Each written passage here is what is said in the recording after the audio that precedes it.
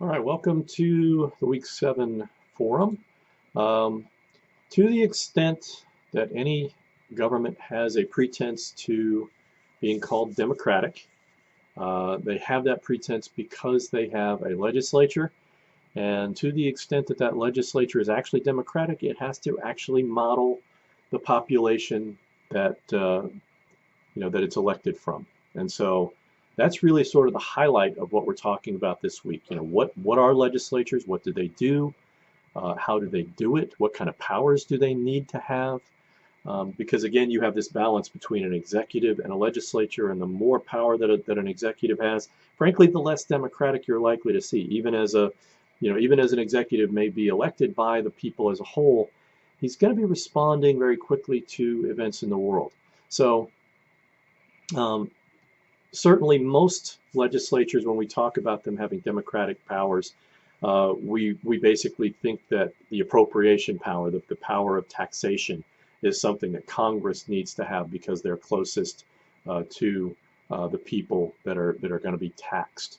There are a number of interesting factors when we look at legislatures. First of all, there is this thing about bicameralism versus unicameralism. Most of you are probably most familiar with the idea of bicameralism. Why do we have a bicameral legislature? Well, the idea is that the House of Representatives is elected every 2 years as a body. That means all members are elected and subject to election every 2 years. That makes them closest to the public and the people that are elected that elect them.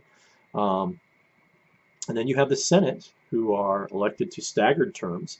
Only 1/3 of the Senate is up for election in any 2 year period, in any 2 year cycle, and they are elected to 6 year terms, and they are generally supposed to be representing the interests of the states. And that means basically within a bicameral system of government, the two legislative bodies have to find legislation that they can identify a consensus around. And that is increasingly difficult to do, especially when a country is as polarized as we are.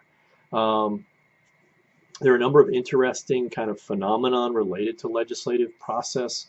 The fact that, for example, in American politics, in midterm elections, typically the party of the president does not fare as well. It's very rare that the party of the president actually wins seats in those midterm elections. The only time that that's happened, it's generally been a Democratic phenomenon. The Democratic Party has generally been able to do this. In '96, this happened, and that was largely because Bill Clinton was subject to impeachment, which was very unpopular at the time.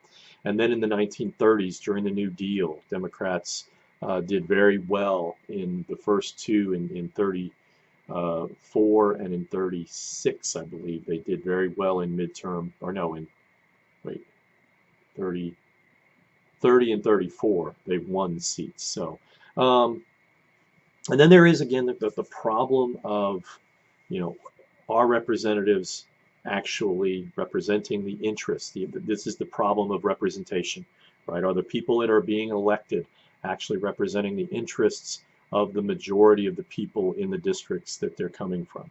And the problem here, of course, there are multiple problems. One of them is our electoral districts, especially at the House level, are increasingly huge, so that representatives are representing upwards of 800,000 people in districts. I think the smallest of those is like Wyoming, where I think the total population is less than 500,000, and their representative is elected at large. Um, and then there is the problem of gerrymandering, which is that we tend to leave the responsibility for legislative redistricting to state legislatures. Those state legislatures are controlled by political parties, and those parties have a tendency to draw district boundaries in a way that gives an advantage to one party or another. And that is something that we can talk about quite a bit. I may actually post a couple of articles kind of explaining gerrymandering and explaining what can be done to prevent gerrymandering. And that's, again, something that we can and should talk about quite a bit over the course of this week.